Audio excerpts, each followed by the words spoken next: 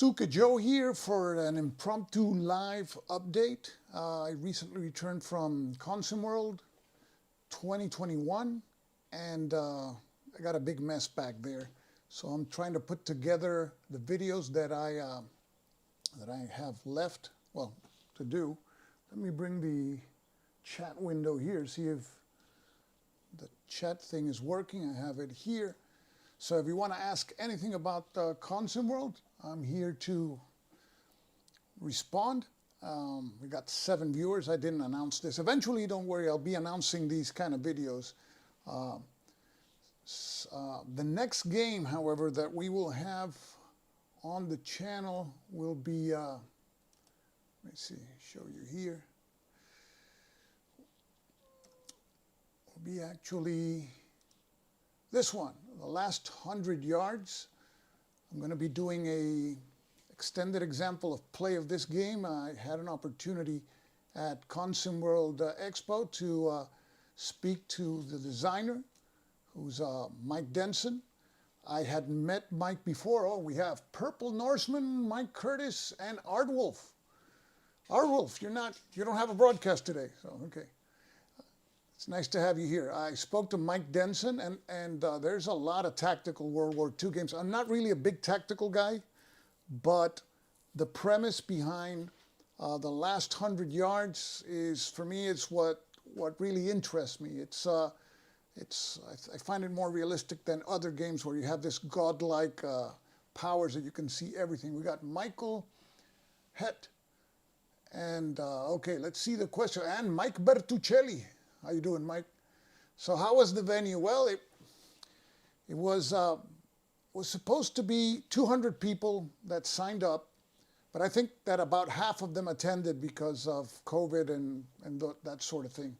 So it wasn't as concurred or as before. I mean, in the last one we had about 400 people.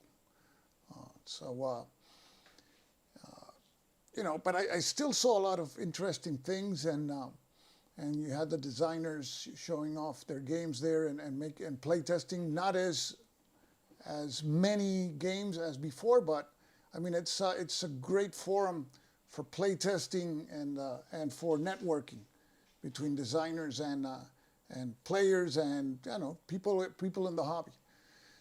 So my interview with John Butterfield, I have to edit it. I was going to do that today, but I just got a new camera, which is the one you're looking at here. Let me show you what that is, and that took longer than I thought to install. So here, there you see the camera. It's that thing over there. So that's the new camera, which is going to be the webcam for now. So that took longer than expected, but I think it looks good. It looks pretty good, so I can't complain. And let's see what else. Last year was over 300 people. Okay, and there was a lot of Time for Trumpets. Yeah, there were 2 full tables, and those guys were going at it. The Time for Trumpet guys were. They were, yeah, that was serious time. Let's see if I can, got my dog knocking at the door there. Let me let her in. Let's see. Oh, come on. There you go. There you go. Okay. Okay. So I'll be doing, at least for last 100 yards, if you take a look at the playbook, there's 2 examples of play. There's one with infantry and mortars, and then there's another one with the armored. So I'll be doing those 2. I think the difficulty players have with that game is because it's so different from something else, they're a little bit intimidated to approach it. But after you see how it works, which is basically activation of one side, and the other side can react, and then you can place these fire markers on the units, and the fire markers follow the units, which I think it's really cool. And you resolve fire at the end of the activation. So you, as the side that is firing, don't know the result of your fire until a little later on. Remember, when bullets are flying, everybody's ducking for cover. What was the game that I saw or played that impressed me the most? Okay.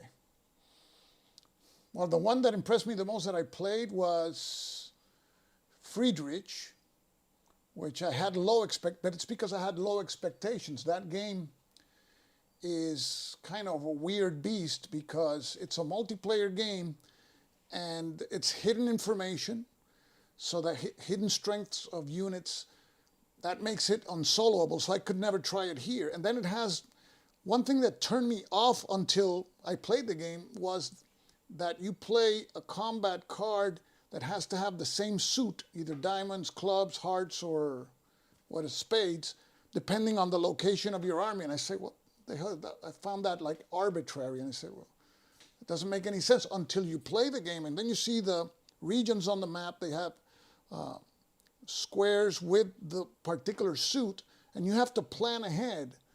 And I loved it. And I can see why it's regular. That game, at every convention that I've gone in Spain and in the States, they always love that game. So I can see finally the brilliance of that design. Yeah. And Maria, it's in the same vein. I haven't tried Maria, but I hope I will.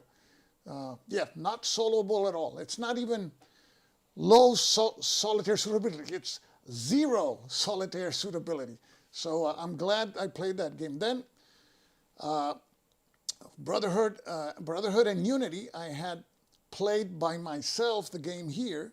I had interviewed the designer, and then I played the game with two fellows there, and the game is just amazing. It's an amazing game, fast-paced, a lot of unexpected surprises. It keeps you on your seat, and you play it in 3-4 hours, and you're out.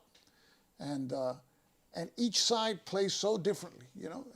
And each side gets to attack and defend. That's why people like the Battle of the Bulge, because as the Germans, you attack at the beginning, as the Americans, you attack at the end, so you get to do both. And in that game, you get to do both. And it's a 3-player game where a card-driven game that is not heavily scripted like other games that we won't mention here, which I still like, but some games will force you to do something no matter what's happening on the board, because that's time for this. Oh, now we do this. That game encourages you to do things like the Bosniaks and the Bosniaks and the Croats. At the beginning, they tend to be like natural allies because the Serbians are so strong, right? But then the game starts to throw at you cards like, now, if you attack the Bosniaks, now you have like a +5 die roll modifier, and you're going, as the Croats, maybe I should do this. And as the Bosniaks, you can unpopulate areas where the Croats are and put your people there. And so you end up doing that. And my two players that I played with, who were the Croats and the Bosniaks, ended up at the beginning, they were allied, but then they went at each other's throat. And then they allied themselves at the end again. So then as the other game that I played was Cuba Libre. I had not played Cuba Libre before, and I liked it. And I like coin, but I think you have to get into coin, know the mechanics well, because you have to think ahead and think for all the other factions. So coin is something I'm looking forward to also. And I played also Origins of World War II, which is a classic. I have 3 copies of it, 3 or 4. No, 4 copies of it, because I played one to death there. And I think it's an amazing game for what it is, you know. You play it in less than an hour. And I played Atlantic Storm. And I'm not going to comment about that one. Okay, so Downfall. Downfall looks really, really interesting. Yes, Downfall, you know, it was started by Chad Jensen. And it has a mechanic that I said, why don't they use these mechanics in other games? And I think it's derived from the mechanic in what do you call it, fighting formations, where your faction, for example, is going to take an action, and actions cost a certain amount of initiative points. So if you take a dramatic action, 8 initiative points, that marker, that cube is going to move ahead of the cube of another faction. and it can move ahead by, let's say, 6 spaces. Okay, so the next turn is the next faction that is to the left. And that faction can conduct, let's say, an insignificant action, not something not very important, moves two spaces, but still it's the last faction on the track, it goes again. And that creates that uncertainty that you don't know where you're going to go again depending on the actions the other players take. So if you take a lot of dramatic actions, it's going to be a while before you go again. So, yeah, I think that is genius. It's a pity that we lost Chad so early, because that's thinking outside of the box. You know, you imagine a strategic World War II game that is not you go, I go. Because normally it's you go, okay, now move all your units in the Eastern Front over here, over there. Meanwhile, I'll go and get the groceries, right? Now, that one, it's zero dead time there. And so I really like that, and I'm glad that John Butterfield took the project. And one of the questions, the only spoiler I'm going to give you, I asked John, you're kind of an operational kind of designer, right? And Chad is like tactical. So here we have both of you on a strategic game. And that's kind of wild, because I asked John, have you ever designed a strategic game? He said no. And I mean, Chad is well known for Combat Commander and fighting formations.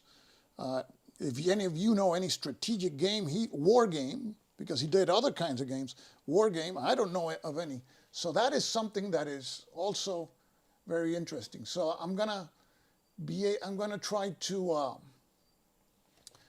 I'm gonna finish that interview with John Butterfield. I have another interview with Dana Lombardi, and I think I have one more video of everything that's left.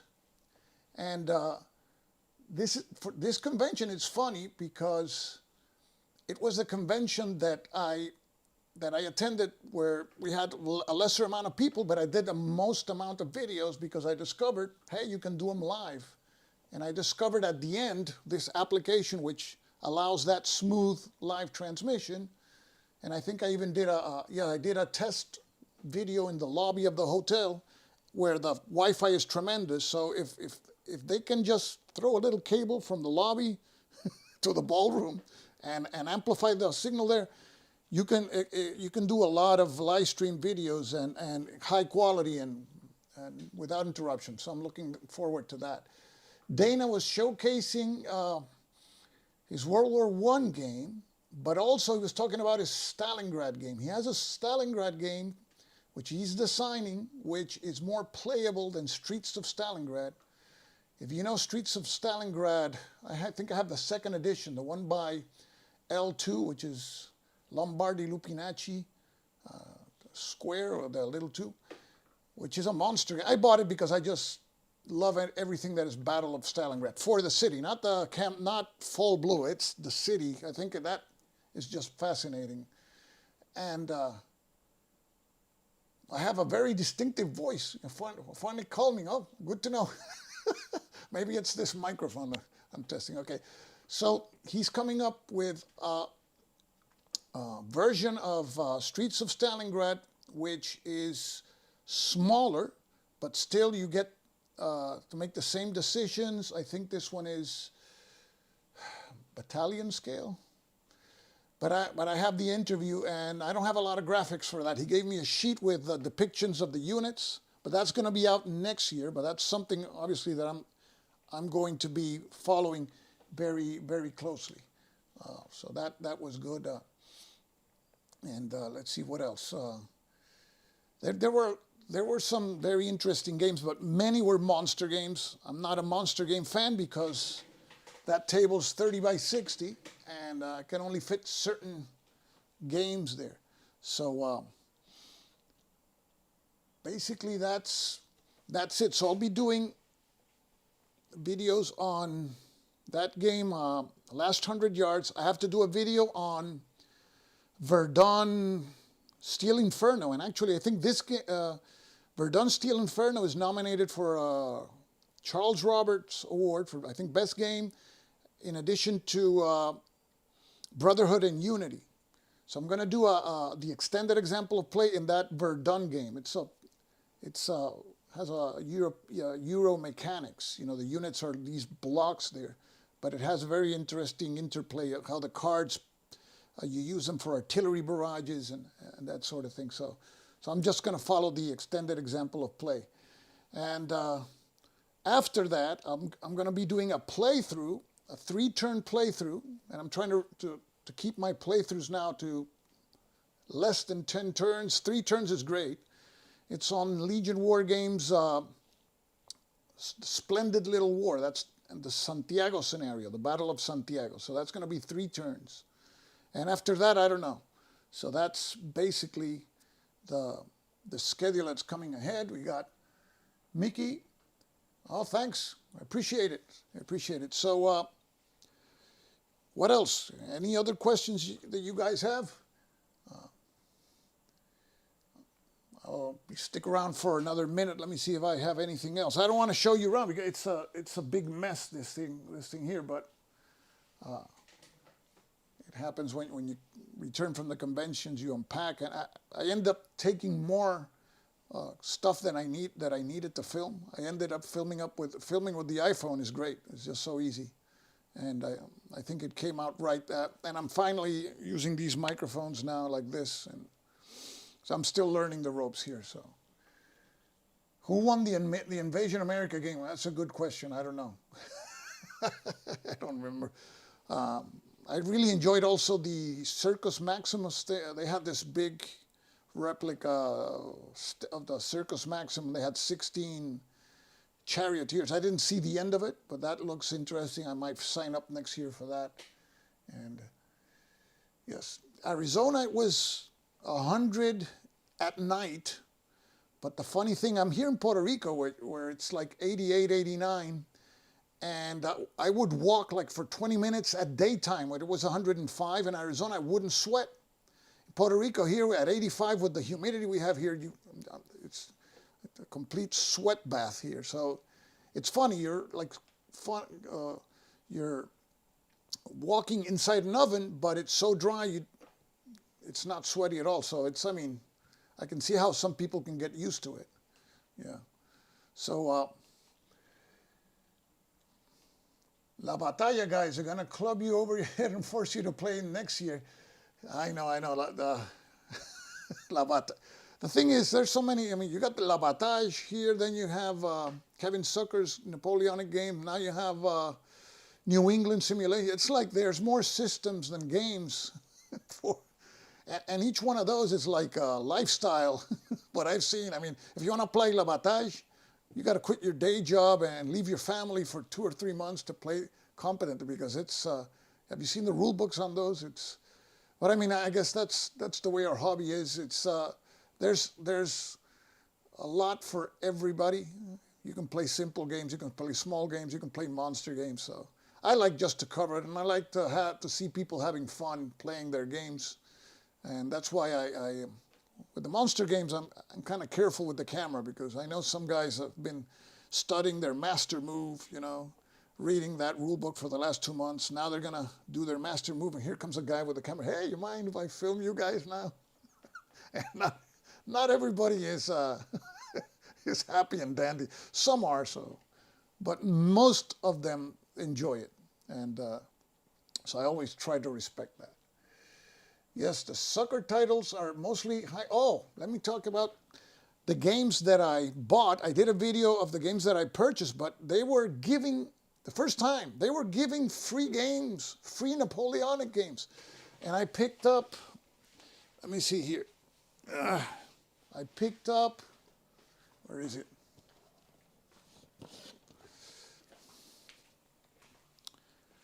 They had a table.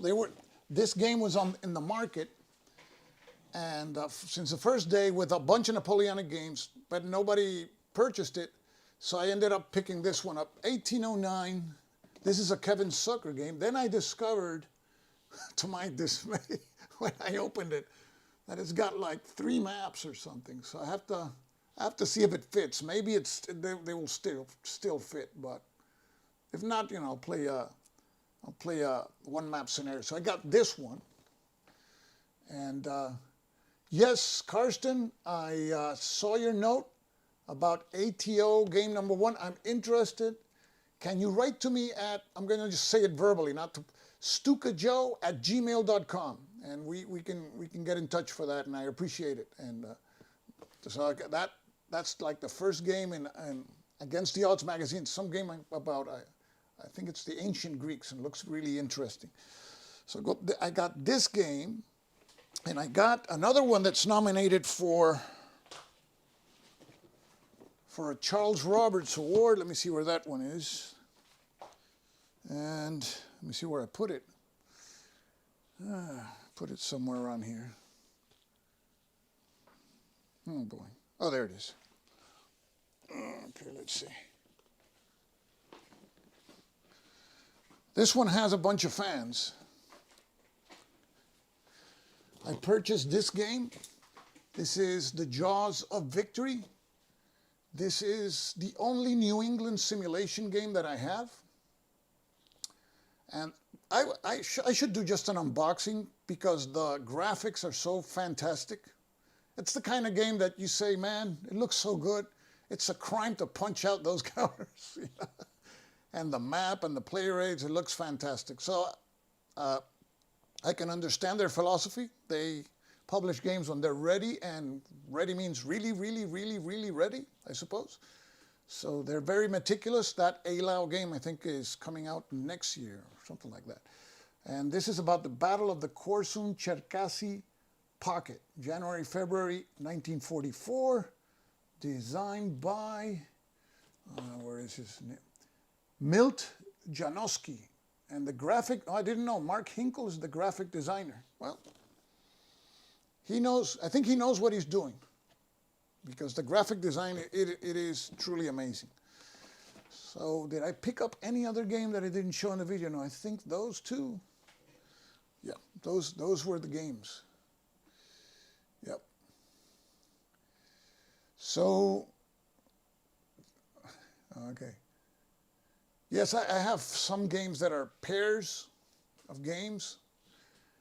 Sometimes because I like them so much, and other times because I'm such a dummy that I ordered them twice. I should take them to Consum World to sell them.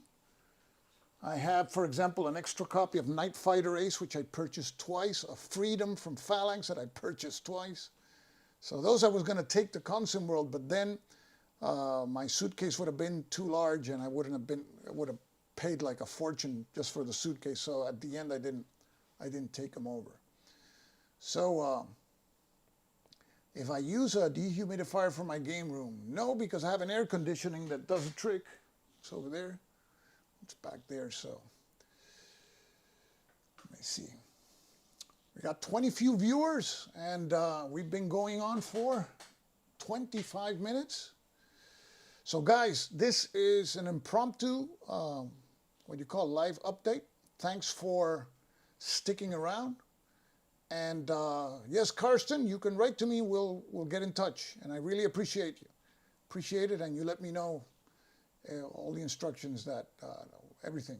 And I think that's it for now.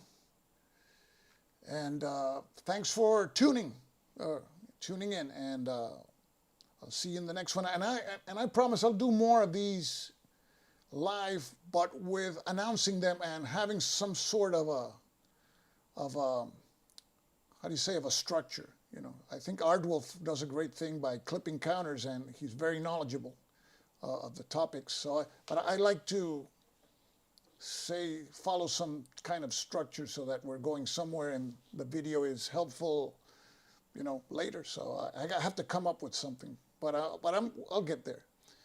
So thanks to all. Thanks, Chris Volk. You're welcome. So I'll leave you with the intro. We'll use it as an outro. And as I always say, this is Stuka Joe signing off for now. Thanks for watching.